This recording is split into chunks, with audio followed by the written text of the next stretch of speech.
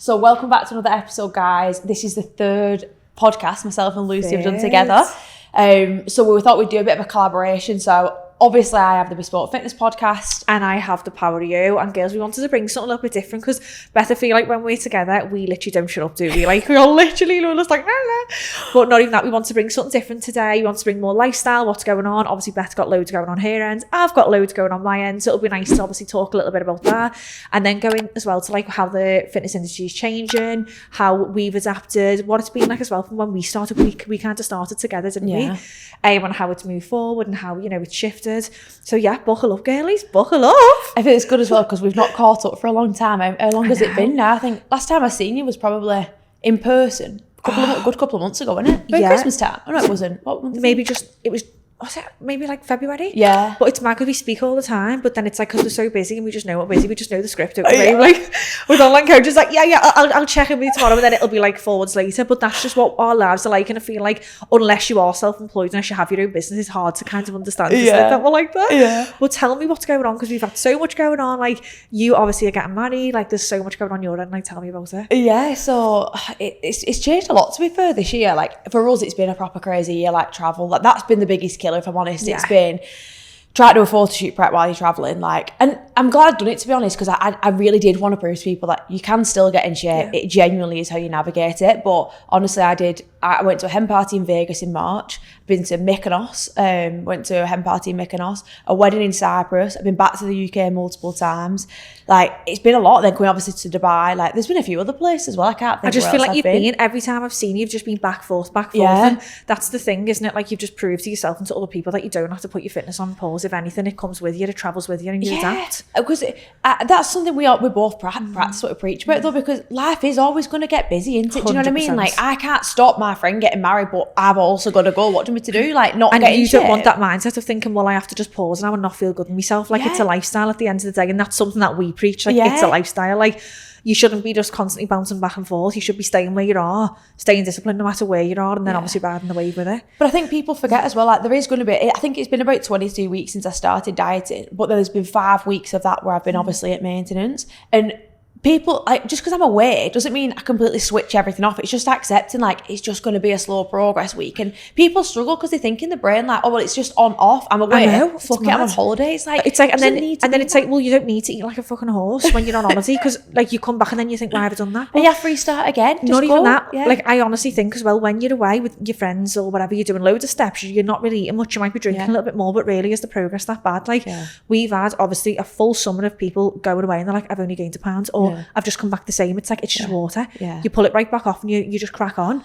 It is a mindset though, isn't it? That's the big thing. It's the mindset of going into it being like, my goal's literally just to stay where I am and then crack on. So don't get me wrong, it's been hard. Like there's been certain things where I've had to say no to things. Like I remember that wedding, like I had food on that day, but I knew my calories were low, so I was like, I just can't. I'm not a drinker anyway, so it doesn't really bother me, but I do like my food. So I was like, I'll just obviously have the food and then move on. And I came back, I'd maintained, and then you know, crack on again. So that's been my year, to be honest. It's just been photo shoot prep so far, which was hard because me and Nathan obviously got engaged at Christmas. We couldn't really celebrate too much because I'd literally got engaged, jumped straight into a photo shoot prep. So it's been very, very intense. Just so you and Nathan up to a tease, doesn't it? Literally all last year he was prepping. He had loads of stuff on. So it's just, and obviously I had all the issues with his skin. So I remember that. We've had loads of stuff because obviously he was competing in that. So yeah, it's now just getting to a point where we're in July and I'm like, right, okay, so now we can actually like enjoy, slow down a little bit. Slow down. Because it is, so when you're dieting, it's so fast paced, isn't it? And that's the thing, I think people can't keep up with that pace of it. But that's the big thing though, like you've got to remember things come in seasons as well. And people forget that. You've got to have push and pull. It's like with us with 100%. Business, obviously, you know, we're live. I'm in a period now where my goal is just to maintain. It's not to go into like a massive surplus. Just maintain now until end of September. You know what, you've just hit the nail on the head. Like fat loss is not about race. That's where people go wrong. It's about push and pull. It's about knowing when to push and when to pull back. Like at the end of the day, if it's summer, you've got holidays, you've got things going on, of course you're going to pull back slightly. But at the end of the day, that doesn't mean that you've ruined your progress. It just means that you're slowing down essentially so that you can push further forward. Even us, we've had clients, like I had a client, Chloe, that come back from holiday yesterday and she went, Lucy, going away just makes me realise how unreal I felt. Best I've ever felt, but not even that. How much I can't wait to get back into a routine when I get back. And it is like, you end up becoming a creature for habit once you build those habits, and it's like you want that. You crave that routine. Do you know what I mean? You crave that consistency. It's when you realise, I think the big flex is when it stops being like on off. It's just you literally dial it up and dial it down. That's the big flex, isn't it? It's like, I'm literally on it, if you would like to say that, all the time, but I'm not 100 miles an hour all the time. It's not like it takes, and there's just seasons where I'll ramp it up a little bit and seasons where I pull it back, but I don't stop. Yeah, exactly. And that's the thing, isn't it, with diet and fat loss? Like, people automatically think it's one extreme to the other. It's all or nothing, and that's what women do struggle with. And what I always say, if you're someone who has that mindset of all or nothing, you're probably not where you want to be. The people who don't have that mindset are exactly where they want to be, and that's where, you know, you need to understand that things do need to change from a mindset and education perspective, because people just don't know how to diet properly. Yeah, it's well hard. Or lose fat. But yeah, so that's what it's been over summer. Crazy, but slowing down a bit now anyway. And then I'm trying to think what else we've got. We've got one more trip to Malta, one more wedding. And then we go to Marbella at the end of the year. So we're going in November. Oh, I can't wait to come to Marbella next year for the wedding. So yeah, anyone that doesn't know, get married in Marbella next year. Literally. But yeah, anyone also doesn't know, I actually, I booked this venue without even... The venue's unreal. What was it like with the venues? I was like, oh my God, where's she going to book? I've not even seen it yet. So in November, we're going over for like a menu tasting. So we're going to see the venue then. It's not going to be chicken and rice on the dinner, is it? So But yeah, so we're going in November, and then that's it. Then literally we've got December. I think we're going to go back to the UK. I'm 30 in December, which is mad. And then we've got obviously the wedding year next year. So talk to me about you. What's going on? Obviously, Lucy's got some big news. I'm knocked up. Knocked off, 31 and knocked off. Yeah, so obviously I'm halfway now, girls. I'm literally coming to halfway because I'm so excited. But it's been mad, isn't it? Because I feel like I kept it from social media for so long, because I was like, I just want everything to be okay. Obviously I was dying in bed, obviously, and just like struggling in the first trimester. But obviously since I've come into the second, it has been really, really hard, I'm not gonna lie. But it has got better. But I think for me, over like my goal now, just having this pregnancy, it's like just staying healthy, staying strong, staying fit, nourishing my body properly, and honestly just getting through it with the business, with being a mum. Because when you have your first pregnancy, it was a breeze. It was COVID. Everything was chill. My business was only small then, didn't have a child, so everything was just completely different. And I think that's why it's taken me 5 years to have another child, because I'm like, it is that nerves of like, the business is obviously at a point where I need to be in it every day. Vienna's, obviously it was the thought that like, I don't want to have too big of an age gap, but then I thought like, can I mentally do everything at once? Because that's what it's like when when you have the baby, you're breastfeeding, you're doing this. So it's like, I've done it before. I know how demanding it can be. But honestly, I'm just staying positive now, staying focused, and I'm going to just enjoy what I've got left of the pregnancy, because it's probably going to be my last one. Not having a third. No. Not going through this again. We'll see. Probably on the podcast Not next going year. through that morning sickness again, let me tell you. Oh, but yeah, I feel like that's all. Like, we were going to do a little trip this year, but I feel like last year was like, go. And we've been in the UK, obviously, since all the stuff kicked off with Dubai.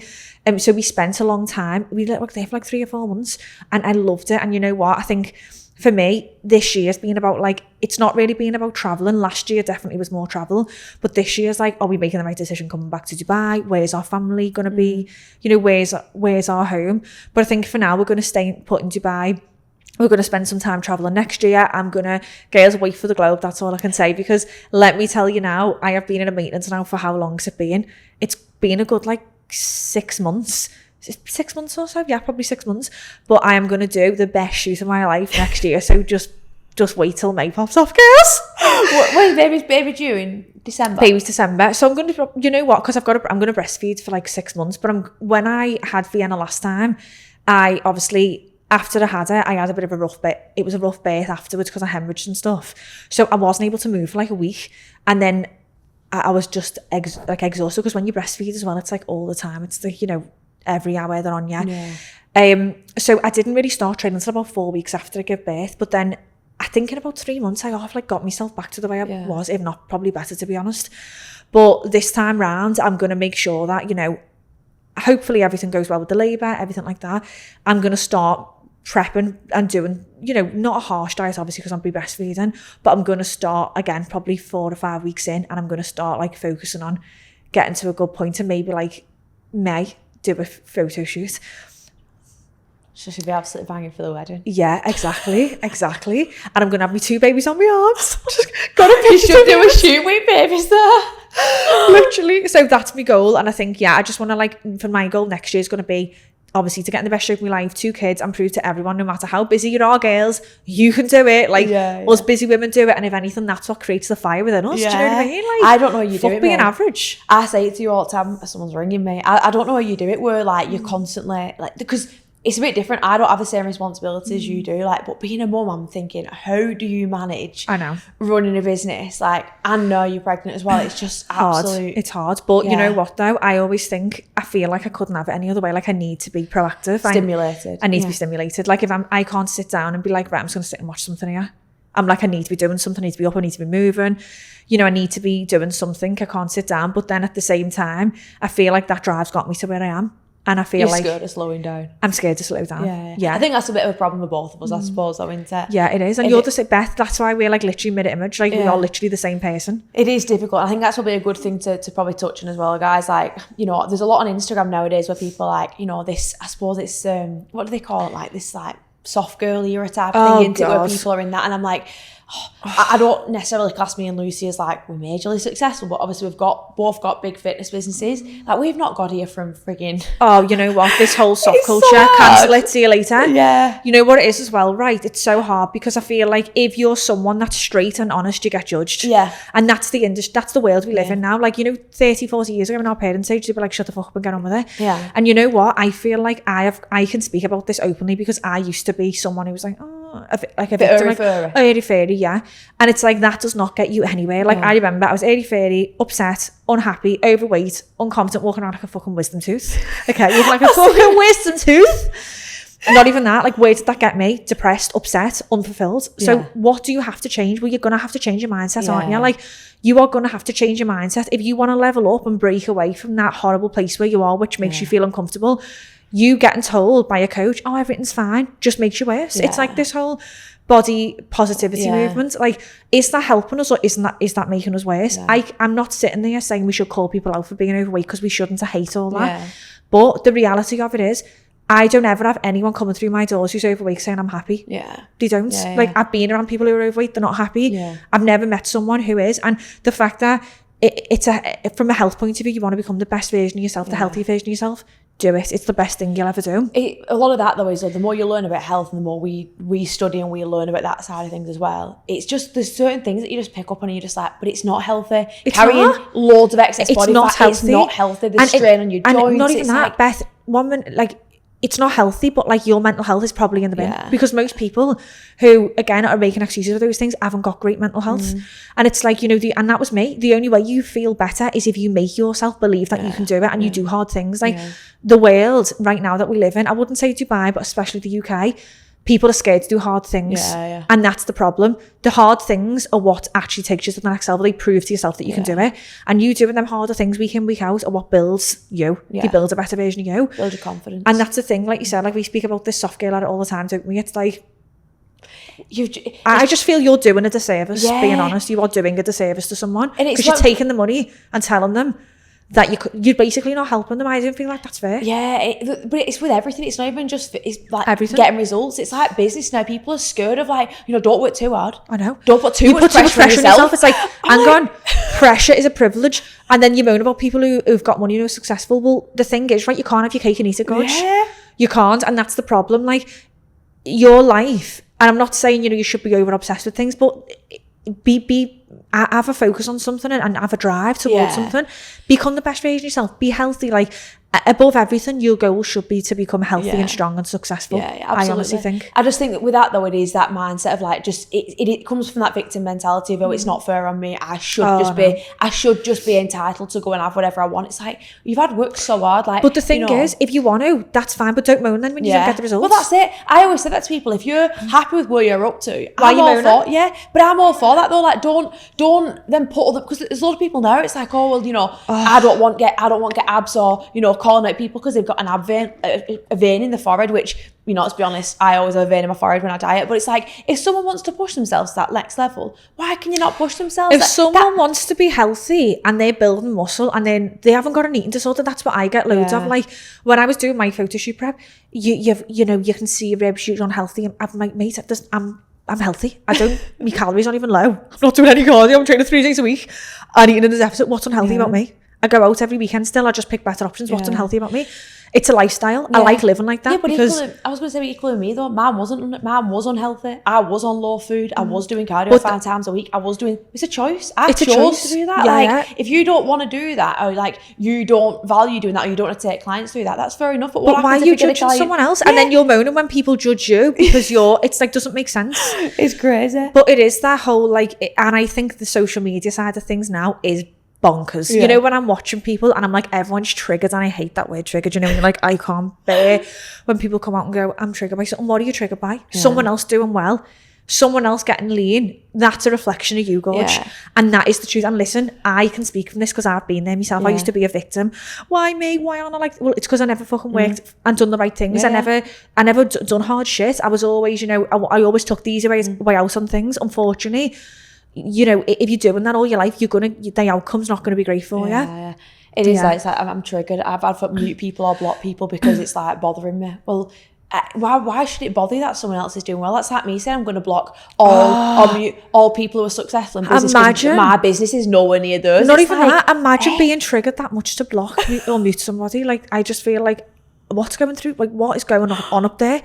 Because even I get some nasty messages, like nasty stuff, like even I sometimes post it for a laugh, girls and men, and I had something the other day, like someone commenting like on our look, me boobs are a disgrace, they're too small, and I'm like, that's not a nice thing to say, but why do I give a shit what you think about me? You're not paying my bills, you're not my family, you don't care about me. Why am I going to be bothered by you?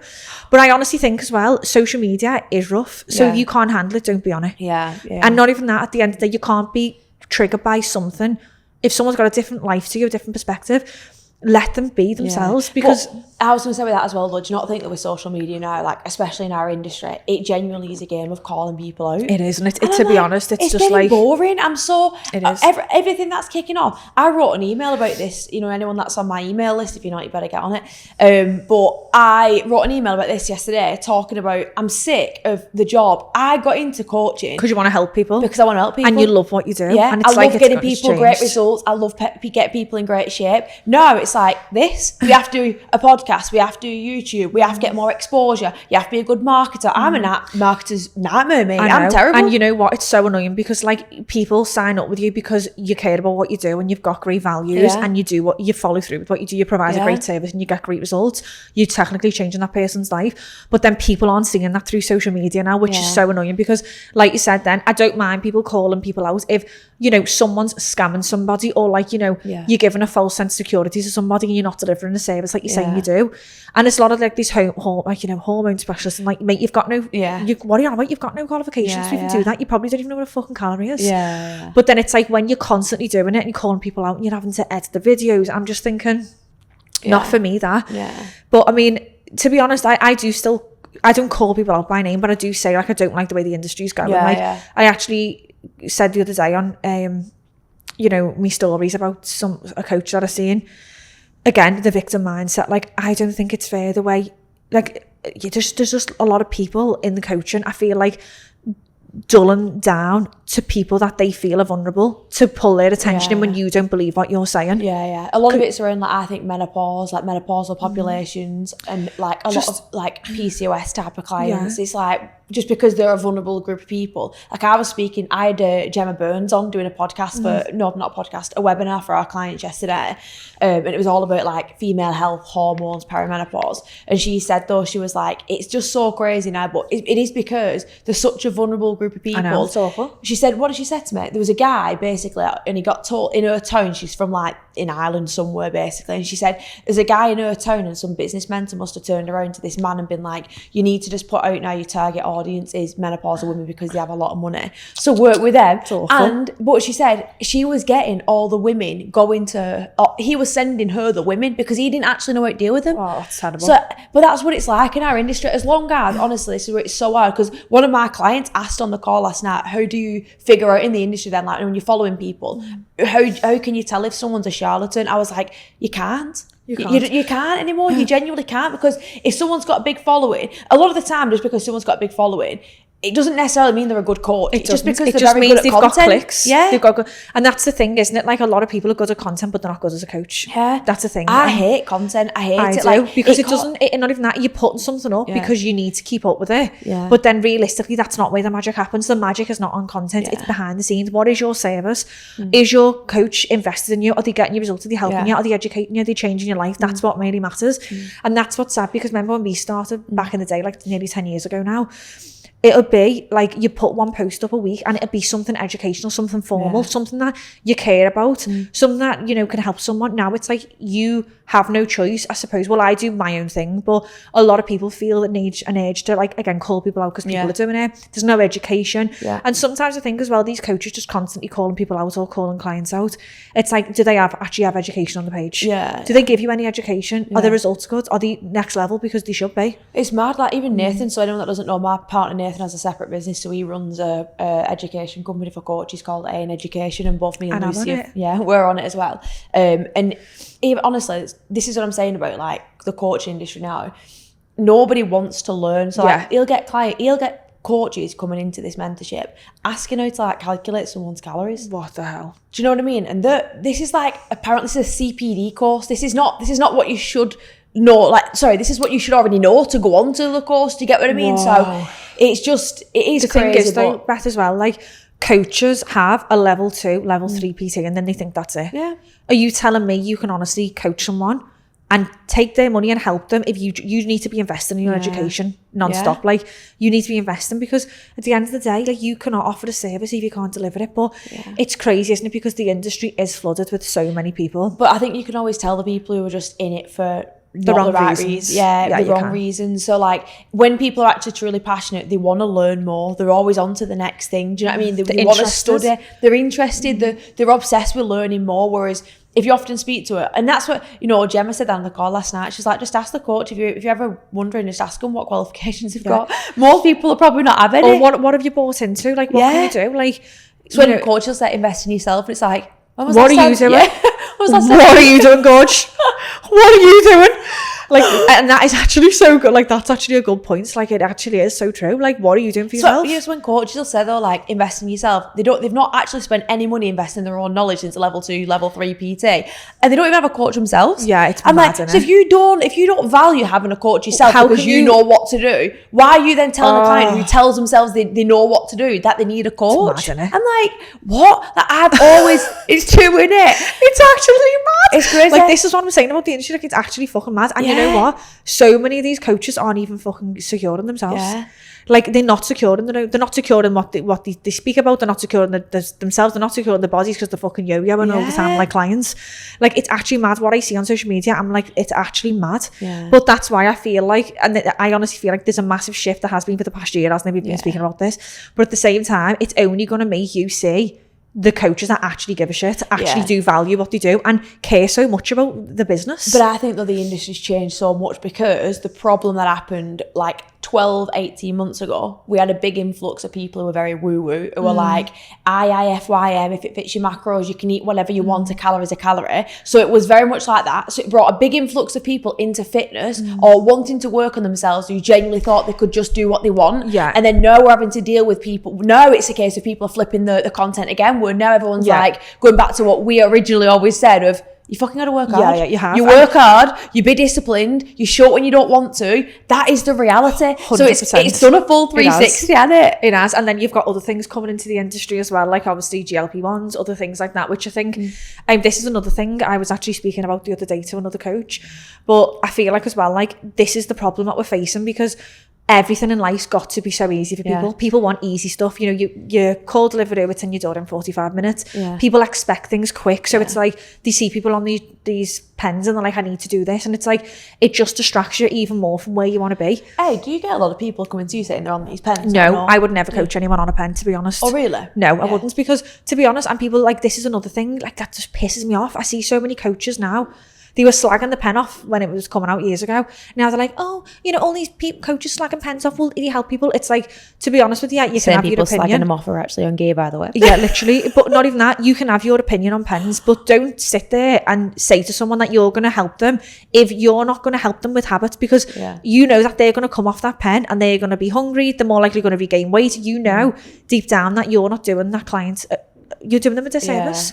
And I always say I'll never coach someone on it, but if you've been on it, I've got loads of people who used to be on them and have come to me and are like, I want to do it the proper way now, because all these things, whether or not they might help someone who's 240 pounds, let's be honest, most of the people on GLP-1s are a fucking string of piss. A lot of them are 10 stone. They don't even weigh a lot of weight. So it's like, you're doing the wrong things and you just divert them from where you actually need to be. I always say, if it's someone it doesn't really bother me coaching someone, I think, who are on them. If it, like you said though, if it's someone who's largely overweight, who's in a position where it's like, if they don't do something quick, they're going to die. And then I'm like, right, we need an intervention pretty quick. But like I said, if it's someone who's like a normal, healthy body weight, you know what? I have a lot of women who are overweight, and listen, they've lost 70 stone with no GLP. You don't need it. You don't. You really don't. And not even that. You know what?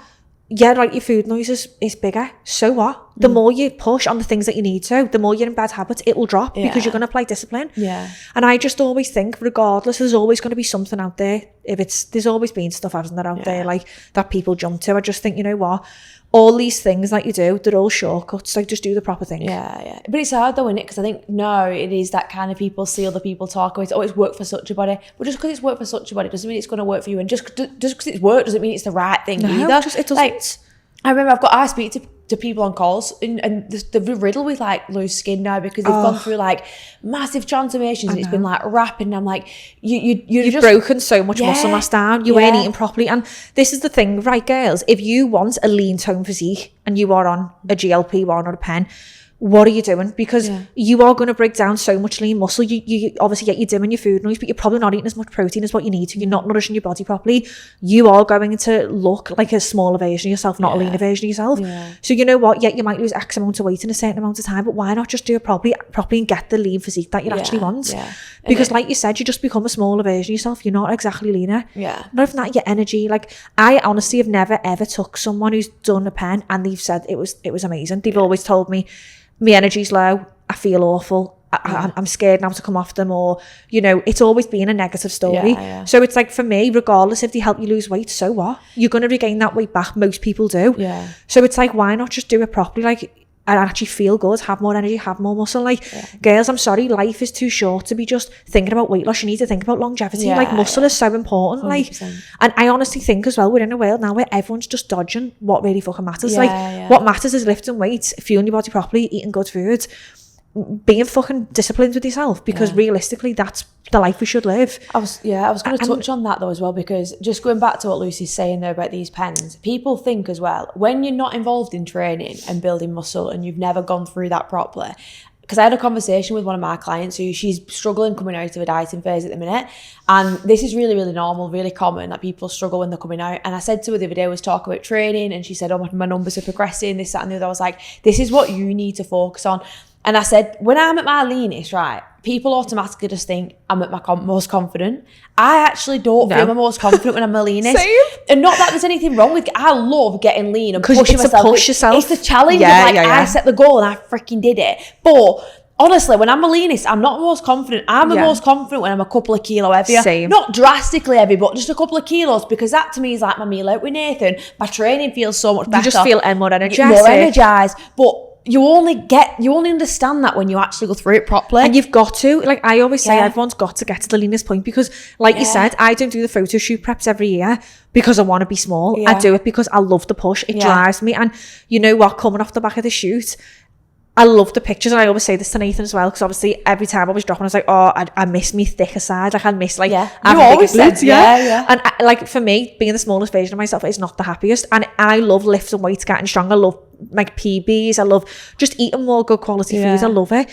But you've got to go through the trenches to understand it's not the way you look at the end. It's it's what you've done that gets you to that end goal. It's the discipline you've applied. It makes you feel elated. But that's the thing though, going back to the pens that you don't get, because you've not had to go through that struggle of having to kind of, that discipline showing up. I'm not saying it's easy I'm not saying it's like you've completely cut all corners. I'm not saying that, but if you want to, it's not the same experience. It's not. And if you want to get that toned, athletic, strong look, you need to commit to going through fat loss phases, going through improvement phases, building muscle, and stacking them phases on top of each other year after year. Because people do one diet and think, oh my God, I remember the first diet that I ever did, and I always speak about it. There was a girl from Wigan, and I thought she competed at the time and she looked absolutely unreal. And I thought when I dieted first time, bear in mind, I'd never properly weight trained. I'd done fucking body pump, body attack classes. I'm there thinking, I'm going to get lean, I'm going to look like her. I dieted down, I looked like a fucking limp noodle. I look because shit. As well, genetically, like people don't realise, me and you have got quite similar genetics, haven't we? We lose a lot of muscle. Yeah, and we do lose muscle in like a dieting phase, and it is hard for us to retain a lot of muscle. But that's the thing, people just don't realise. And what I'd say as well, if you are on the pen or you're doing some type of other quick fix or whatever, are you satisfied? That's only to ask you. Do you feel good in yourself? Because most people go, I'm still not happy. And it's like, you don't get happy from the way you look, you get it from the shit that you do, the hard shit that you do. And even though like I love doing the shoot preps, I don't love it for the way I look, I love it for the way it makes me feel. Even through it's accomplishment. You've worked hard. Beth, last year when I done my shoot, I asked Nathan what it was like. I remember saying to him, right, let's go. It was July, ready to go. We got back to Dubai the next day on the flight. We had to leave our villa because the landlord was like, you need to leave. We went into apartments. There was nothing there, not a fucking shelf or nothing to even put food on. The whole thing was empty because it was brand new. We had no lecky, no gas, nothing. So, and it was like, oh God. And I remember thinking to myself, this is going to be a bit of a challenge just because Vienna's still not in school. It's like 45 degrees out here, and it's going to be hard because I'm just starting something new. But it was like in that moment, I was like, you know what, I'm excited for this now because it's going to be harder, but I'm going to prove to myself I can do it.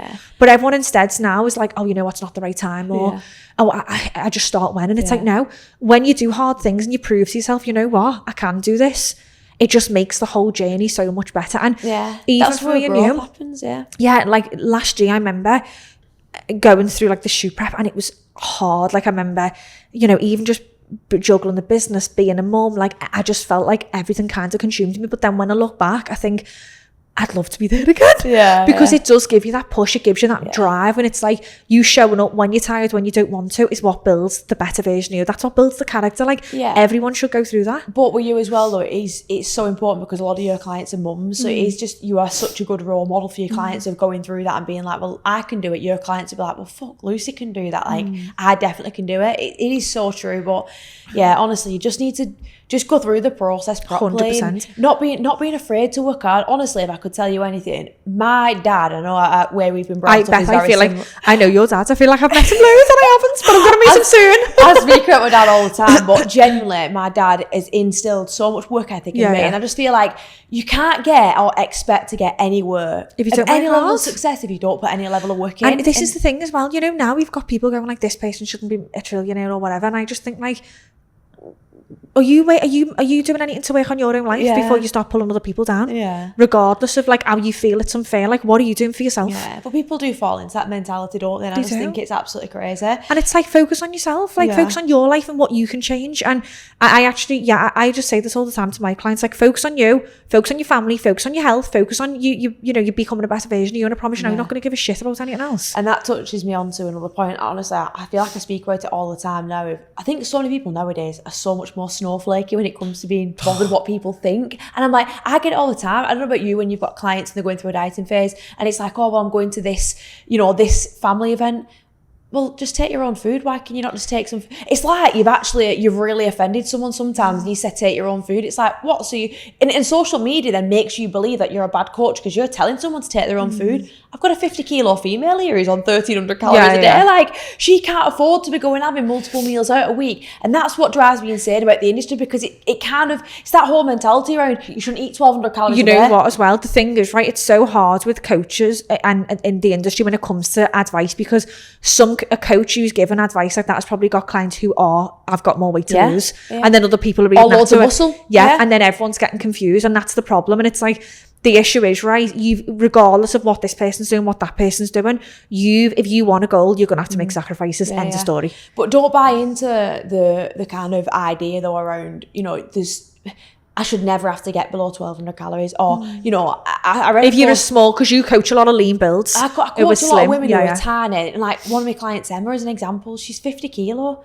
Yeah, so the only chance for her to see a result is going to be a bit more harsh. Yeah, it's going to be harsh. Unfortunately, I'd love for Di to down on frigging 1,700-1,800 calories a day, but the reality is that's not going to happen. So if you're following all these body positivity accounts where it's like, never bring your calories that low, well, if you don't want to do that, nobody's saying you have to massively drop your calories. But then if you want your goal, manage your expectations of what you can then achieve. 100%. Because when I've just dieted down, my calories were sub 1,200 a day. Oof. I was on 5 sessions of cardio. Oh my God. 300 calories 5 times a week. Now, I'm not saying that's right for everyone, but what I am saying is some people have to do that. Yeah. And that's what bugs me, because you've got these people on Instagram now who are like, don't pull this or don't pull that. The human body, it's like when they'll say like, don't track your calories, it's disordered. Oh, my God. You can't do cardio and strength training the same day. I seen someone the other day, right? And I'm thinking, make this make sense. Yeah. You don't have to track your calories to lose weight. So what then? Okay, you're trying to talk to people who've got disordered eating. So what, you're going to put them on a food plan that's the same food plan every single day? Yeah. Tell them to have no flexibility if they've got a disordered eating, bearing in mind. How are they going to actually come out of fat loss then if they don't know what they're tracking? Like, the whole point of tracking is so that you don't have to track in the future, because if you want to actually get lean, reverse out long term and build habits, the whole point you're tracking is so that you're aware of what you're doing. Like, surely isn't this how we break out of disordered eating? That's the thing as well. Like, people are like, everything's disorder. It's not. Like, people are creating these disorders, and don't get me wrong, there's going to be the odd person who is going to unfortunately have a disorder, but do you not think that's down to lack of education? Because I've coached people who have had disordered eating, a lot of people over the past 10 years. I'm a prime example. I had a really, really bad disordered eating when I first ever came into the industry, and I don't really speak about it too much, and I probably should speak about it a lot more than I do, but I used to be terrified of eating actual meals, and this is when I was like proper skinny fat, and I used to be terrified of eating actual meals, and obviously was a little bit like binge purge mentality, that kind of going on, and I feel like a lot of females do end up going through that, and that's why I'm so passionate now about actually understanding education, because my body weight now is not too dissimilar where I was when I first started, but your body composition is completely different. But just going back to what I said, there's so much now on Instagram where it's like, don't track your calories, it's disordered. Don't do cardio and strength training the same day because, oh my God, your body might break. Make sure you're getting enough rest, self-care, all this type of, so it's that type of sphere again where it's that kind of like, unrealistic. Yeah, baby. How do you get results then? Tell me. Give me the answer. Yeah, and it's just remembering as well that like the human body is not that fragile. It's okay. We're strong. We're strong.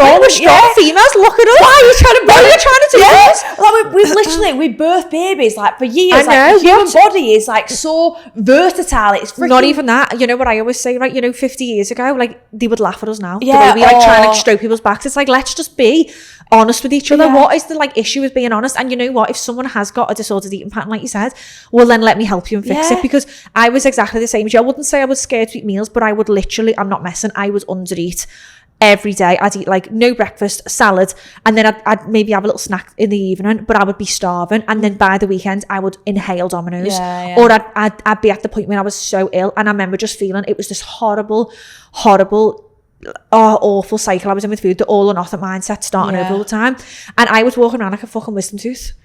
I was a wisdom tooth. I was top heavy, skinny legs, and I hated the way I looked. I was in the gym doing body pump, doing all these classes, and it's like it didn't get me anywhere, and I wish someone would have helped me back then. And you know what, it wasn't until really I was like, right, I need to sort my shit out and get some help, because everyone was like, you look all right, you look fine. I didn't feel it. So no matter how much someone tells you, and this is why I hate the body positivity, because it's like you're pushing on someone that they should live an average version of themselves, or even below average, because I'm telling you now, I was depressed. I was unhappy. I hate that though, me, when people say, because I've always been, me and Nathan said this yesterday actually, we find it hard sometimes, because we'll talk about Belle as an example, or other people on social media. Belle has obviously been overweight. I feel like it's an easier topic to talk about when you've been overweight. Or you've been unhappy to the point where you've experienced that, so you can openly speak about that, because then people are going to come at you and be like, well, you haven't experienced what I have, but it's like, no, I fucking have. But I've never been overweight, but I have been the other end of the spectrum where I've had disordered eating, where I've been very skinny fat, I would say. So I was really bad at my food, and I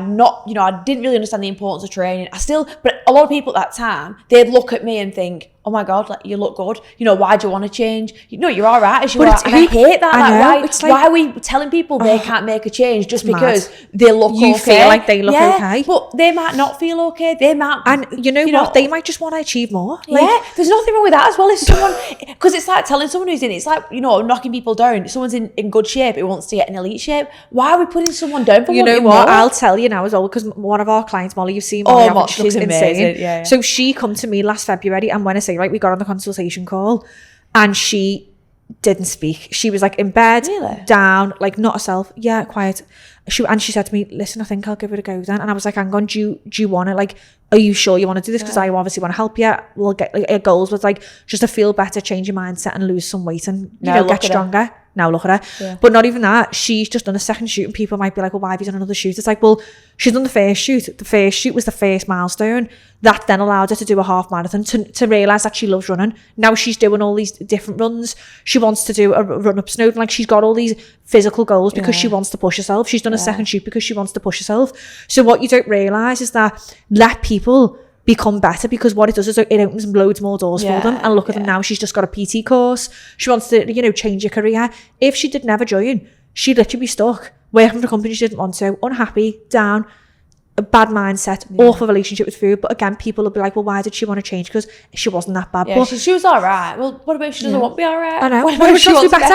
What if she wants to be healthy? What if she wants to have a good relationship with food? I love that though, me. Like, I do get a lot of clients like that, to be honest, where they're already training, they're already eating well, you know, but they want to be better. And I love that. Because I'm like, because that was me, so I can relate to it so much. And I'm like, there's nothing wrong with wanting more for yourself. And so many women I speak to, they feel guilty. Oh, but, you know, I know there's other people who are worse than me. And that's their problem. Let them do something about it. Let them work on themselves, and you can still work on yourself. See, I am just so like now, like even like, because I get that a lot where clients come in and they're like, oh, me husband doesn't support me goals, or my friends don't understand. And it's like, so. Because you know what, right? There's got to be a line drawn out, and they're like, if at the end of your goal is this, you're going to have to make compromises. You're going to have to maybe explain to people. If they don't want to listen, that's absolutely fine. But realistically, if you've got a goal, you're going to have to make changes. But I agree. Like, people are like, people are so consumed on what other people think. Who cares?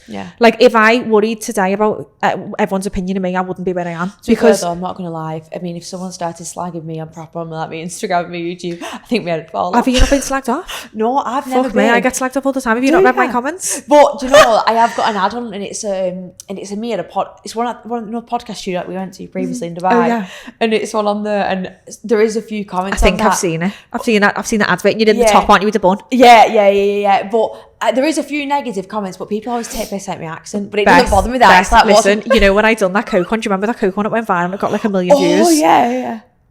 The amount of comments on that, right? And that was probably the first time I kind of went a bit viral on the internet, and I remember Janae just sitting there in bed going, I'm going to fucking flip here because people are being nasty. And I was like, let's have a look. And people, listen, some people were horrible comment after horrible comment, and I was like, what is wrong with you? But some girl commented saying like, you're the reason my uncle's got a tumour in the brain because you're advertising Coke. I'm like, I'm not. I'm telling you, sweeteners aren't going to cause you cancer. Stop fucking going on about it. If you want to have a fucking drink in you, if you want to have a fizzy drink instead of having a sugar drink, have it in your fat loss phase. One drink's not going to kill you. And the comments, I was like, how can you put that on me, you fucking idiot? I just thought, what kind of person says that? Like, I would never dare. And I commented back saying like, love, that's so out of line. Like, how can you even say that? But like, I get but there's so many people in our industry. Like, Belle gets it all the time, doesn't she? I get it, you know, like even on my comments, like on my pictures, like men as well, like some man said the other day, I put it up like, you've got tits like an iron board. I went, yeah, and I'm what, mate? Like, I'm what? What is that? Why would you comment on fucking you're looking, you're commenting, you must be doing something for you. But I was thinking, like, I'm so lucky that I've got thick skin because I didn't used to. I remember when like years ago when Instagram first came out, and I put something up and someone had like, you know, say a harmful thing. I'd be like, have I put something up there that I shouldn't have? And I think that it goes down as well to like the mommy coddling on Instagram. People are scared to say what they actually think. But that, I know I'm still in that bracket a little bit though. I don't give a shit. Yeah, you're dead good now. I think this 12 months, so I think you've really like, because I just think, you know what? I feel like I'm still in that bit where I'm like, I know what I want to say, but sometimes you're going to offend people regardless. You're going to offend people, but I'm scared of upsetting people to where I really, but then I need to get. But I think though, listen, me and you aren't nasty. Yeah, we're not nasty. It's not from a place of nasty. I'm just very honest. And that's the thing. Like, I just think now, like at the end of the day, be honest with yourself. Even on calls with me, with, you know, when I have someone on a call for the first time, I'll be honest with them. Just like, listen, I'm not going to promise you the world, not deliver it, because that's not what I'm going to do. I'm going to get you to where you want to be, but you're going to have to put the work in. Like, I just feel like being honest with people is the best policy you can have. And even if you feel like, because there's some things that rattle my tail, even with online coaches, and I just think as well, like, if you want to get a result, you're going to have to invest in a coach that is honest with you, because honesty is what gets you to where you want to be. It's like, you know, yourself, if a client's not performing and you know that they could be doing better, I will say to that client, listen, get your fucking ass up, let's go, come on, like, come on, we've got this, we're fucking smashing the week, we're not having another week like last week. That's what I need. I don't want a coach who's going to be like to me, oh, you know what, Lucy, no, that's not going to help me. I know that doesn't help people. 100%. Like, I'm very, very good when people are in the coaching. People know I'm very, very straight but then it's like putting yourself on the social media what bothers me, where I'm like, I don't want to be fully outed, in the sense of like, because you just see it all the time, like that Ricardo guy who's like always calling people out, and I'm like, I can't be bothered with the ass going on his face. I'm just thinking, I don't want to be on someone's page because I've said something. But Beth, you and me are very well educated. And I feel like, you know what, I don't follow him, but I've seen some of them come up on my feed, and I feel like he is calling people out who are giving wrong information. 100%. And to be honest with you, when you see those ones, that call out culture, I know, I agree. It's just I just feel like it's just so toxic and negative. But because you got to sit there and edit the video and all that. And I'm thinking like, are you getting a kick out of that? That's what I think. What? I get yeah. But it is crazy when people come in though. Like, they always say about me, like, I am very straight talk, because I would always say, like, I want my coach to tell me. 100%. I want black and white. I don't need not even that. Imagine I don't. Video, I know. I don't. I want Lucy. This is what you're gonna do.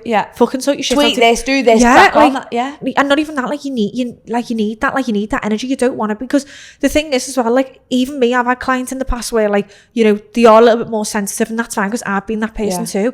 But I honestly say to them, listen, it's my job. I'm gonna respect you. Of course, I'm going to respect you, but I'm also going to make you a stronger person, because you're going to have to build mental strength to get where you want to be, because it is going to be hard. It's not going to be a walk in the park, Gorge. It's going to be hard. But listen, at the end of this point, when you get to it, you're going to thank me, because you're going to be in the best shape of your life. That I get it so often, that when people said to me, like, some things I've said, like, I can just think of Vicky, one of my clients in particular, and she said to me, like, previously, like, a few weeks ago, like, I thought it was really harsh what you've said, and it is, but it's coming from a place of like, like, what you're doing, like, you've got to remember, right, everything goes back to standards, right? The standard you had for yourself was not getting you towards an outcome, so you need to improve. You need to raise the standard. It's that, and sometimes if I was to sit there and be like, it's okay what you're doing, you're going to be pissed off then that you're not getting the results. I know, like, that you're to say. And you're doing that person as a service. And that's something actually I do with my clients a lot, because what I find, right, is the mums I coach. We coach a lot of different women. We coach younger girls. We coach probably from the age of like 25 to like 45. But what I always say as well is, like, a lot of the only thing I'd like compare when it comes to results is I try and install in my younger girls who don't have kids, who don't have responsibilities, that if mums can do it, who've got 2 kids, they're working full time, and they're getting in elite shape, you can too. Because what I always find as well with my older clients who have kids, the more assertive with time, the better with time management, because they know I always say that, they only have 2 hours or 3 hours a week. So it's like they appreciate that time more. Whereas younger people, sometimes they can be lacking because they've got too much time, and they're like, I'll move train till tomorrow. I'll move it to the weekend. And it's like that's such a luxury that you can even move that, because I know if I don't go on a Sunday morning, that's gone. So I have to do that at 5 a.m. Otherwise, I can't do it. And I don't want it to eat into my day. I don't want to sit around and think about it. So, you know, the people who have more responsibility and are busy always, in my eyes, are more assertive. And that's something I always say, Beth, because I was speaking about this the other day. Like, no one gives a fuck that you're busy. No one gives a fuck. It's down to you to make the changes. And the thing is, right, the most successful people in the world are busy. People who run these multi-million-dollar companies, they're all in shape, they all prioritize health. Why is that? Because they're more assertive with time. They generally care more about having a routine, value, healthy lifestyle. So you telling me that you've got a 9 to 5, you've got no responsibilities, you can't get in shape, that's a fucking lie.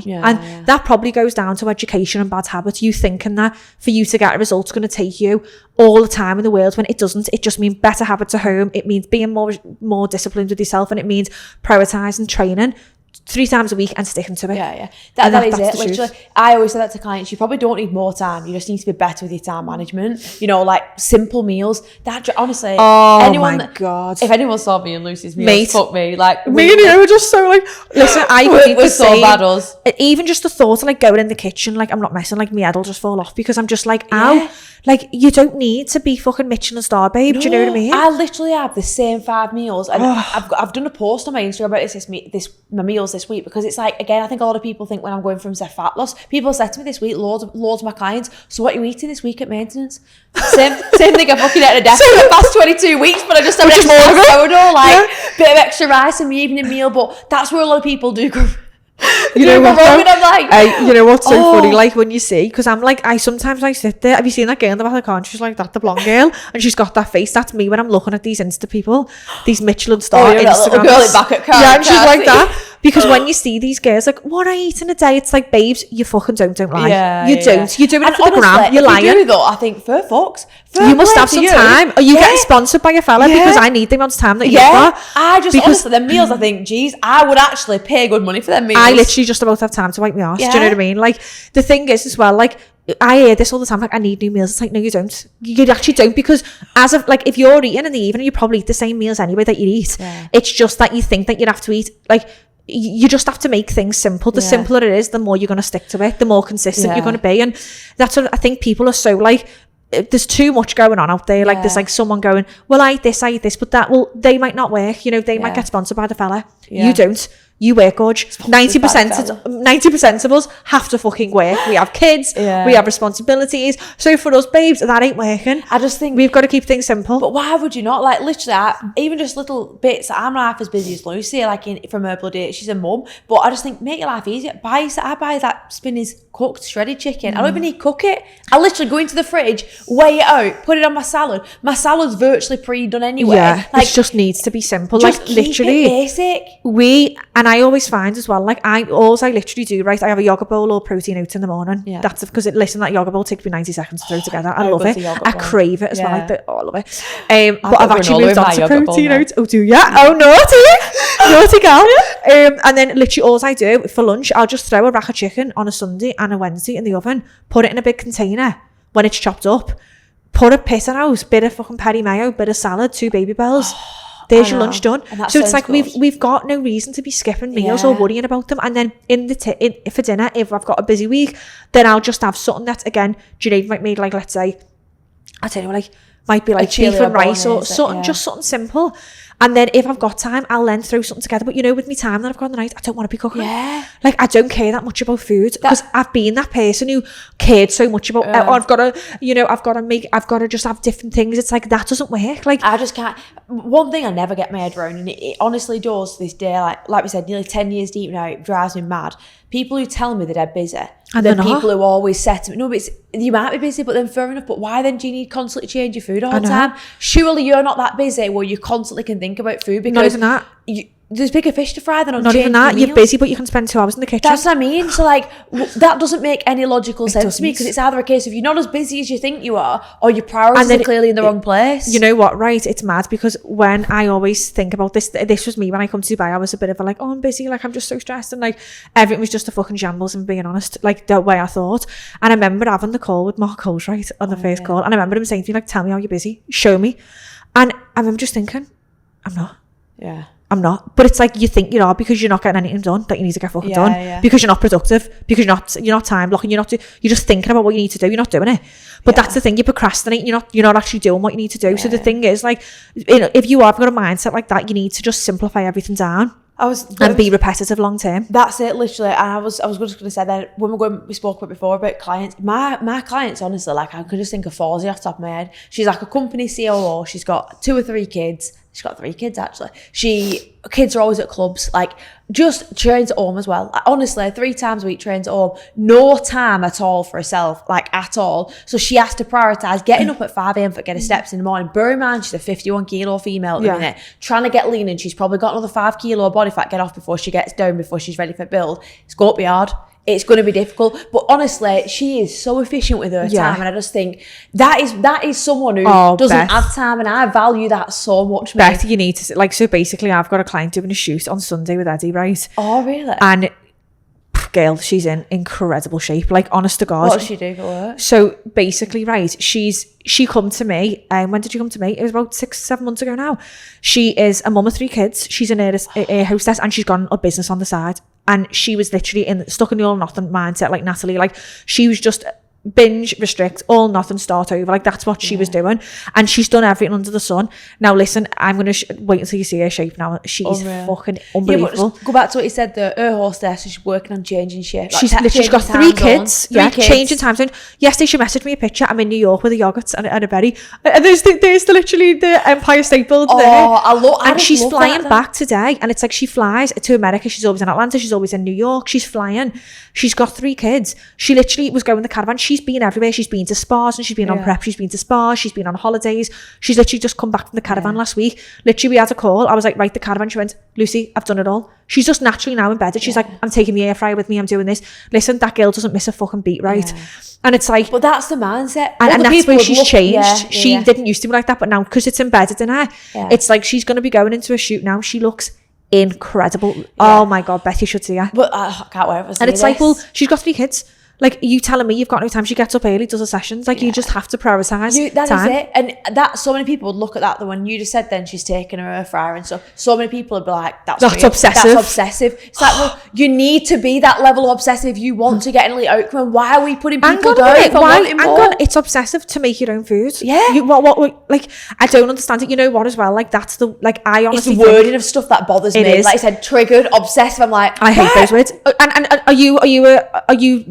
are you specialised in this, are you? Yeah. Or are you just unhappy? Because I'm telling, like, the thing is as well, like, as a mum now, right, it's mad because I had someone commenting on something ages ago when I put something up about Vienna and I was fucking fuming. It's probably got me rattled most about, like, how can you track food around your kids with your kids sitting there? I'm like, hang on a minute, right? I eat 2,000 calories a day on maintenance. My kid knows about food because you know what? I never. Look where that got me. She's educated on food. She knows food. We still have our family balance. I'd say we eat out once a week. She eats healthy. I don't want my child growing up with eating disorders. And the thing is, people think that becoming healthy is a fucking bad thing. Yeah. Like, how can you tell me that me feeding my child good food? Would you rather me sitting having a Mackies with her? Would that make you feel good about yourself? That's the norm in because the people think, oh yeah, I feel comfortable that I'm seeing you do that because you feel like shit.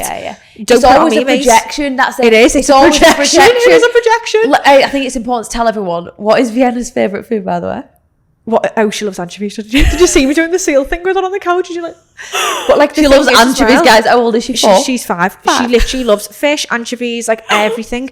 But the thing is, as well, I honestly am a true believer of, like, I want my child to be the healthiest version of her. She exercises regularly. She goes to Spartans. You know, she's fit and healthy. Like, that's what I want my child to be like, and that is so important for me as a mother to show her a role model. Even just like when I go and exercise, she goes, "Mummy, are you going to the gym to get strong for me?" She wants to come with me. She wants to, and I'm like, why wouldn't I want that for my child? There's nothing obsessive about that. We still have pizza together. We still enjoy. But like, at the end, I want my child to be educated because I never had that. But do you not just think, though, it's just, you've said that as well, you feel like you need to justify we still have pizza together because that's what other people think you should do. Exactly. You get what I mean? That's the thing. Like, most of our clients are from the UK, so there's a massive culture in the UK of, like, go to the pub, binge. It is a massive culture. Whereas here, it's normal for people just to be healthy. Like, you've got families running on the beach in the morning, cycling, like, the lifestyle's different. So it's like, it's hard as well when people have grown up and they haven't as, you know, great habits from when they're young, and then they feel like they can't break out of that. Then that's a reflection. Like, they try and portray that on everybody else. I'm so mindful now, and I say this to Nathan, like, obviously I've not got kids, me and Nathan don't have kids, and we always say, we have a conversation about it because we always talk about Vienna. Obviously I'm obsessed with Lucy's. She's obsessed with it. I'm obsessed with Lucy's baby, guys. So I literally send him on pictures all the time of Lucy's baby Vienna. If anyone's not seen it, you need to look on Lucy's Instagram page. She's stunning. But yeah, we always say that, me and Nathan, like, there's certain things, like, now with, like, food that I will always install with when we have kids. Like, I remember, like, when I was little, my mum used to always, like, give us desserts after our tea, and it basically just little things that I always think now, where she'd be like, if you don't eat all your tea, you're not having a dessert. But that's basically encouraging the child to force feed before they can have something else. So there's certain things, and like how my mum, like, and I don't want to put my mum down by any stretch because she's probably going to watch this back and feel Lucy. Say mine's coming next. I'm going to talk about it. Sorry, Sue. Sorry, Caroline and Sue. But she's like, she wasn't bad, but like, you know, she used to take me to Slimming World with her. Yeah, and that's the thing so many people do. And it's like that because, again, there's no education for our parents. It was Slimming World back in the day, and then that embedded into the generation that we're in. We used to always get me and my sister, because me and my sister, I always remember like a Thursday evening we used to go to this like civic hall, and she used to always get these like chews, and they were like a sugar-free sweet type of thing. And I specifically remember me and Holly she used to get us a pack, because obviously there was nothing really in them, but it's just probably not good for your child to see that. So I just think there's certain things now that just from growing up that I wouldn't do, but there's a lot of things I would do, like you feed Vienna anchovies. I remember like when my friends used to come around my house like for tea, we'd be having salmon and rice, because my mum used to give us salmon, and I know that's a privilege, and I said that on the podcast just to caveat that I appreciate not everyone's in a position to do that, but you know, you could also probably have chicken breast as opposed to chicken nuggets, or like, you know, the thing is as well, like my clients, some of them are, you know, the cleaners, you know, they have normal jobs, they haven't got money, but I honestly think it's down to education, because we even done a webinar not long ago about like, you know, frozen fish, frozen meat, and like having that as a substitute, because that's so much cheaper. But even that though, like I said, fish fingers, there's not really much in that, and you can actually, I think it's like 4 fish fingers, like 200 calories. Well, it's like not even that, you know, in Iceland they do like fresh meat that's frozen, or I get it from Spinneys, like the fresh prawns. Oh yeah. That are frozen. You just defrost them, because they're frozen, you can get a bigger bag for it's cheaper. But what I'd say as well is like, I hear this a lot, and I don't want to like, because I don't know people's financial situations at all. But what I'd say is, well, a lot of people I speak to, you know, say I can't afford to eat healthy. It's like, well, they're having 2 takeaways a week. Yeah. I couldn't afford to have 2 takeaways a week, because that would put a big burn in my pocket. Well, I could afford it, but I wouldn't, because I know the money. But it's like, because again, I'm a stinge bag. Yeah. So it's like I'm not going to spend money on something that I know isn't bringing any value to me, but then I'll spend money in Spinneys because the food's good. Yeah, that's me. So I'm really particular with what I do spend my money on. Same. Like, I think we should do that thing in a minute. Do you know, it's like 5 things that you should. What is the trend at the minute? And it's like 5 things that you won't negotiate spending money on, or worth all the money. That, you know, I'm not into the trends. Oh, have you not seen it? No, what is it? Belle did one yesterday, and I've seen, who else was it who did a video the other day, and it's basically like 5 things that I just think are completely worth the money. But there's a big trend in fitness at the minute. So for me, I would say in that is like, I do think, like, I am a bit of a minge bag, and I will always look for bargains on certain things, but like good food for me, mine's like the top of tier. That is top tier, like good food, and I don't mind spending on a meal either, like if it's a good food, because that's my thing that I really enjoy. Whereas clothes, you know, don't give a shit. Me and you were so similar, like me and you can't even put our outfit together. We can't put it. Literally, she texted this morning what she's wearing, I'm texting her, I'm thinking, well, if she's wearing that, I'll wear that. Me and you were like, we get dressed blind, don't we? Like me and you all were we wear is just gym stuff, but I think that's something I would definitely always stick by. A good gym membership. You've got to get a good gym. You know, you've got to have a good gym. Supplements, I don't mind paying a bit more for good supplements as well, because obviously they can play a big role. I'm trying to think of other things. What I do really, really value. Holidays. I don't to be honest, me and you are exactly the same. Like the 5 biggest things I would value is food. And this is the thing, right? I am a minge bag. I save money. I don't spend. I would, even when I go into a shop, and Janine will go with me, just buy something at Zara. I'm like, no, Zara's too expensive for you. Like, I don't value clothes. That's the thing. I don't value it. But then I'll go to Spinneys and spend £6 on a fucking a salad, or you know, I'll buy, because the thing is, it's good quality food, and I care what's going inside my body, and that's a fact. Second thing will be meals out. I always buy a steak when I'm out, because I'm not that I'm fussy, but I would never choose to go to like an Italian. I just like meat. So like I'm aware that we have to pay more for them things. So and over here, a good steak is expensive. It's expensive because we don't think it doesn't come with any sides. Normally, I pay extra. I'm like, that's I just like the meat and like potato or something. I don't like chip. I'm not a chip person. I just love a good steak with like some like blue cheese sauce. Do you like a blue cheese? Oh my god! No, I'd always get like a red wine sauce. Would you know, a blue cheese? Oh yeah, with like some salad. But I'd pay for a good meal out again, like you said. Third thing would probably be, I mean, I do spend a bit of money on skincare, so that'd probably be my next thing. Are you a skincare girl? Yeah. So I'm not, but I'm one of them, you know, when people are dieters and they like don't know what to do, and that's me with skincare. I'm not good with it, but I found my routine now that works for me. I'm on like the Medicube, but I have spent loads of money on skincare. See, my mum buys me, honestly, every year. She does it because she tries to get me into it, and she's got to laugh when she listens to this back, but she buys me, I've got every single thing. Did you like the Look Fantastic calendars?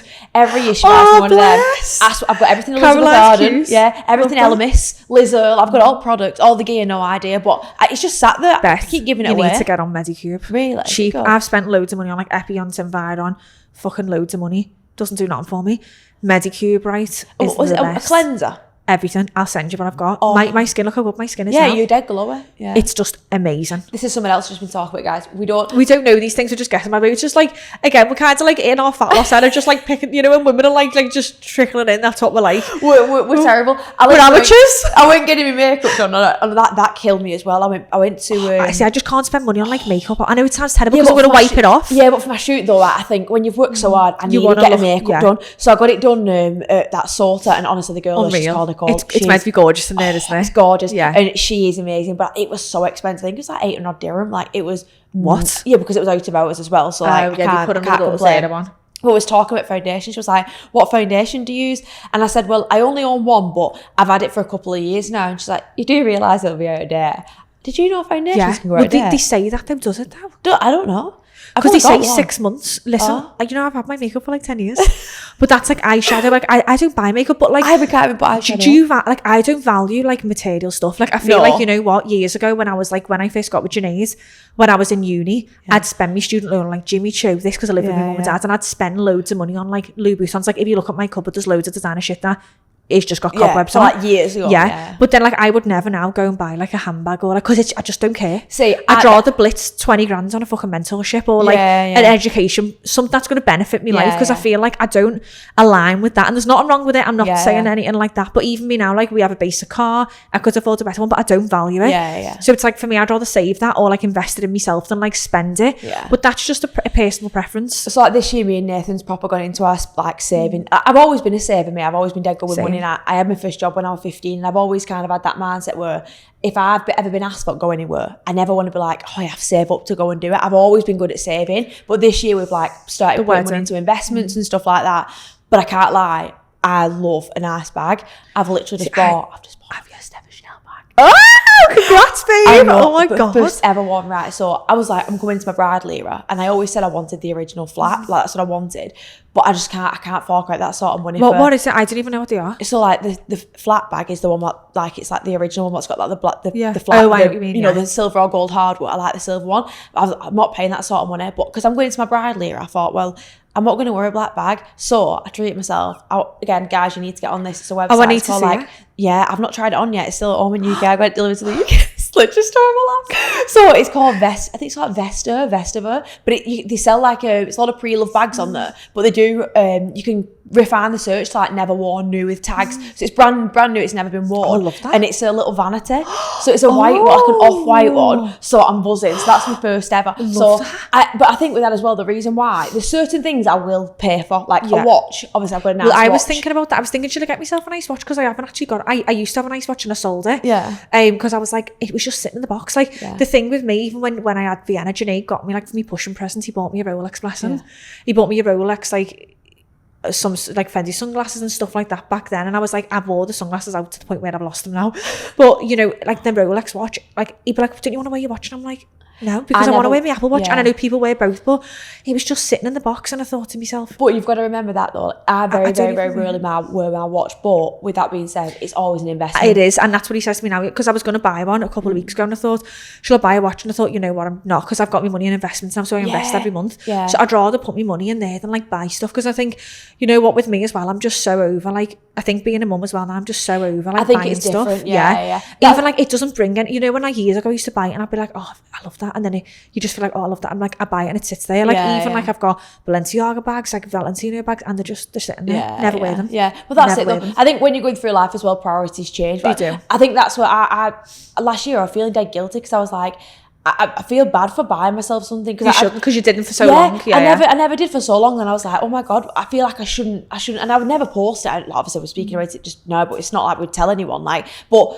I feel like you feel guilty for that, and I'm like, I work we work so 6.5 days a week, like, and I think I deserve like when was your last week? I've never had a week off. When we were going on holiday, like people were taking the piss out of me though when I was in Mykonos. They were like, I'd get up in the morning, I'd be doing my form videos while sort of girls are rough. I'm terrible, and this is again, guys, full transparency of what it's like when you actually are running a business and not even that, when you're a proper coach and you love what you do. Like me and you, we've not had a week off. You were in Vegas, and I was speaking to you, and you were like, I'm literally doing check-ins, everyone's having a ball. Yeah, so I literally obviously when I was in Vegas, no word of a lie, and I'm not saying this is a flex either. So obviously the time difference was really, really, really hard. Like I remember I did 2 consults. There's 2 clients specifically. Well, I think I did 3 consults and I had 2 new sign-ups. Holly Billington, who's currently still a client, and then Sam Davis, currently still a client.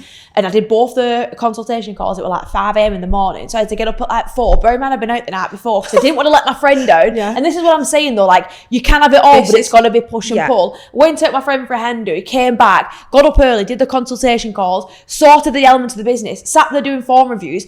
Then I could see the girls, because I was in Caesar's Palace Hotel in fucking Las Vegas. I can see the girls coming in. They're going to Starbucks for a coffee. I'm sat in food court being like, do you know, but that is the reality. It's dead hard explaining to people. And you know what, right? There's a clip, you know, that Dana White who has the... He's like, like you want to be an entrepreneur, be prepared then not to work, not to have weekends off, be prepared not to have Christmas off, be prepared not to spend fucking time with your family at Easter. It is so true, because you don't, and that's like the online coaching world. If you're a great coach and you know you love what you do, you're never stepping away because you're in the business.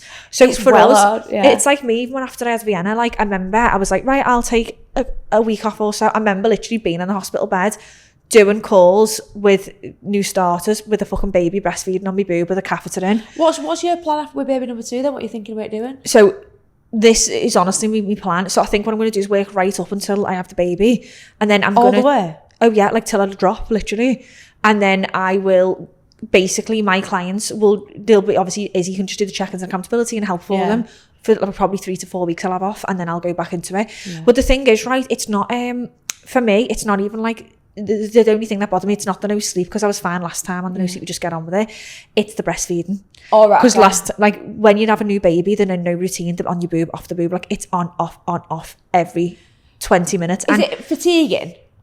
Exhausting. Oh, right, okay, yeah. Exhausting, yeah. Like, so that's the big fear, and then you feel like you can't give everything to be honest with you, right, last time when I had Vienna, because I lost so much blood because I hemorrhaged, I couldn't walk up the stairs, like my energy was gone, like I was yellow.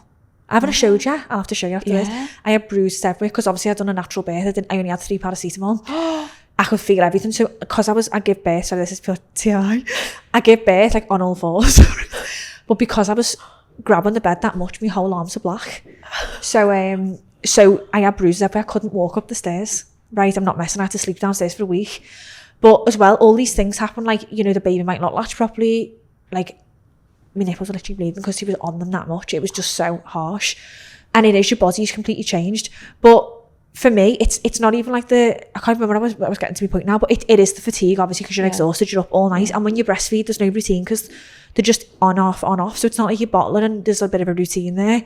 You're not. So you're obviously having no sleep for weeks, months on end. That's what people don't talk about when you have your own business, in it, because it is the fear of like, you're scared to slow down because you're like, oh my God, my business could crumble. But it's not. It never does though. But it never does. And you know what? My clients are understanding, you know, and I've got an amazing, Izzy's just my world. I love her. Do you know what I mean? She is amazing. And you know what? When I say she just loves everyone so much, she loves her job so much, it's just amazing what we've got. But she's gonna be fine. She's gonna fucking deal with it like the boss that she is. And not even that, my clients love her. So it's like, it'll be perfect for her. And not even that, you know what? 4 weeks off is, even though it sounds like not a long time, that's going to be a long time. In the whole 10 years of my coaching, I've never had 1 week off. Never. 4 weeks though, it's fucking mad, isn't it? It goes like that. How long is that? Normal people have a normal job, like 9 months. They have 9 months off. They have 9 months off. Oh, even that though, I'm thinking I only need 2 weeks, but it's like, I know I won't, because I know last time, because I had to like have a catheter in for a while. 9 months, I can't get over that. I know. And you're going to take 4 weeks off. But I'm not going to take it off. I'll be still doing things. You'll still be doing stuff, but like less of, I'll still be in business doing webinars and stuff like that. But yeah, I think as well for me, like last time, I think that was a massive part of like my confidence as well, because I was like, I can do this. Like I just done it. I didn't moan about it. I got up, I breastfed for 6 months, you know, I got in shape, like I just done everything at once, because I was like, if I don't do this now, when the fuck am I going to do this? But equally now it's different because you have got another baby. And then we've got no help here. We haven't got a nanny, we haven't got nothing. But obviously Junaid's so hands-on. I'm so lucky because he does everything for me. So it's like, I don't do any washing, you know, he does everything in the house. So I'm lucky in that aspect. But at the same time, it is going to be hard. It is. I'm not. But then I love that, because I want the challenge. I know. Come at me. Come on. Come at me. Come on you. I'm terrified. That's what I'm so scared of. That's why I waited so long though. So I'm like, I'm actually scared, because it is going to be scary. Like it's going to be a huge, and it's like, you know, trying to just be a mum while you're tired, but never mind, I have a business. Do you know what I mean? How old is you at Vienna?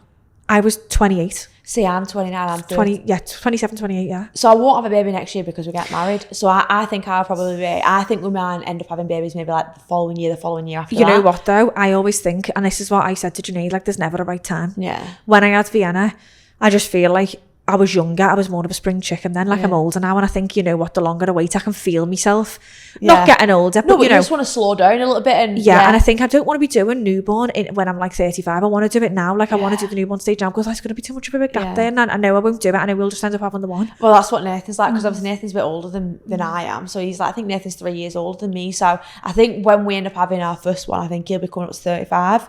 So obviously he will be a little bit older, whereas I think I'll probably be like, what, 31, 32. Do you want to have a gap or not? Well, that medium that I was telling you my mum was speaking to before, my mum's seen this medium, and she basically said, your oldest will have two, I'm the oldest, she'll have 2 kids in quick succession.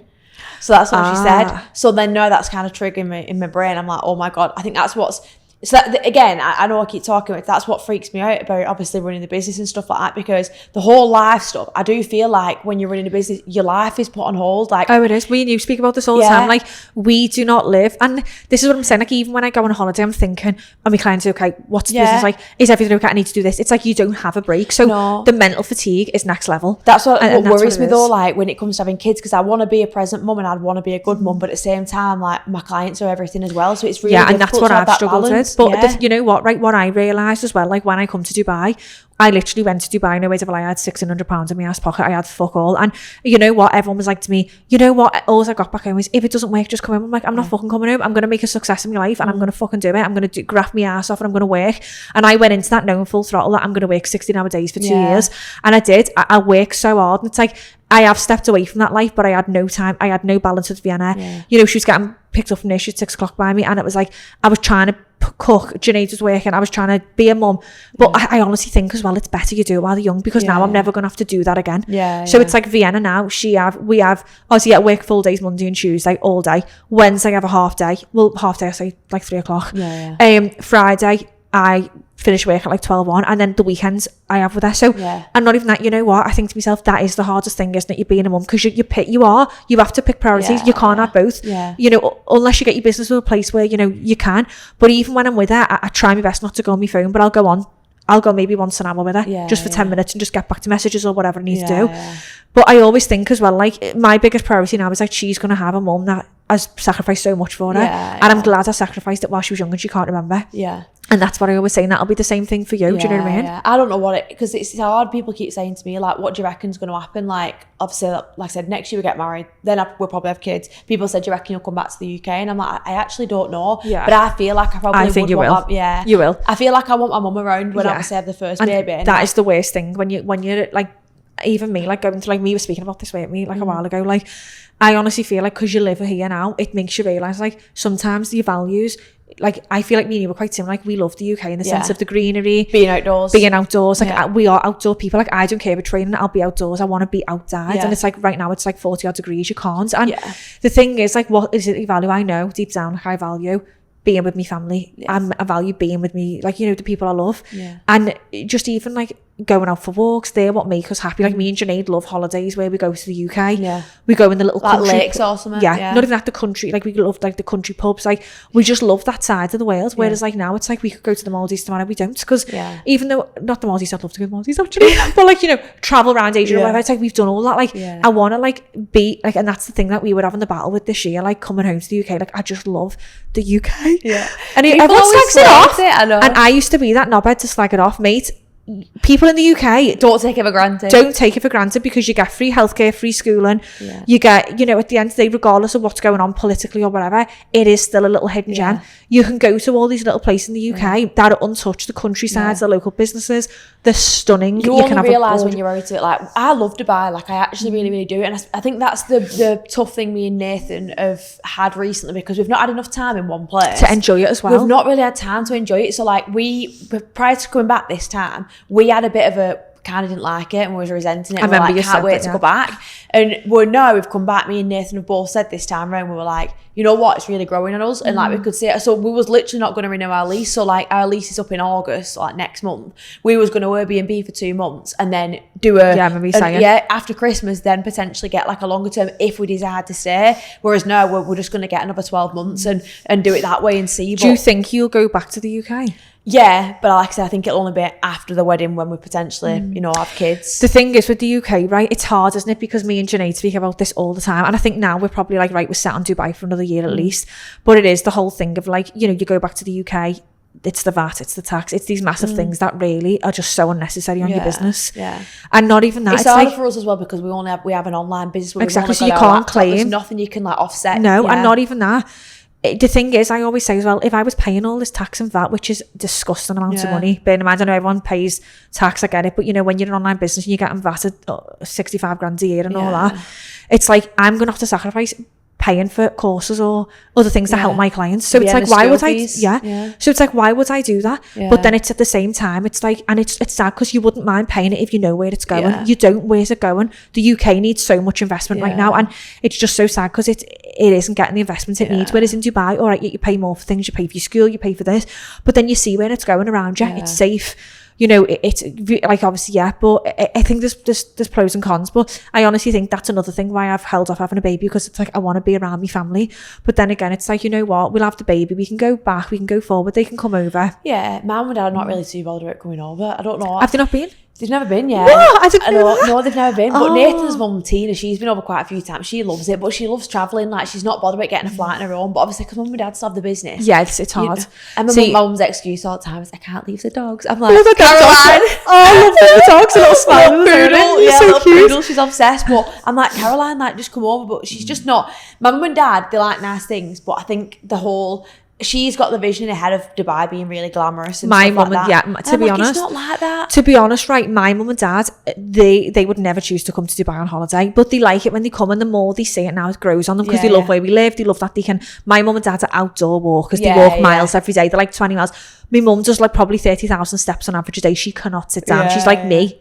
On steroids, and she loves walking, she likes nature, she likes going out, but she would never come here on holiday, but then she enjoys it when she comes. But I honestly think as well, there is something for everyone here. I agree. There is something for everyone. There's so many different communities in different places where there, like I said, there is something for everyone. If you like a bit more bougie kind of vibes, you can go and get that. If you like it, it's a little bit more kind of like nature-y, a bit more kind of cultural, shall we say, they've got that as well. Like there is something for everyone. But I agree with you. I agree. And the thing is as well, I mean, I feel like I miss I do miss the UK, but I miss English people. I miss the pubs.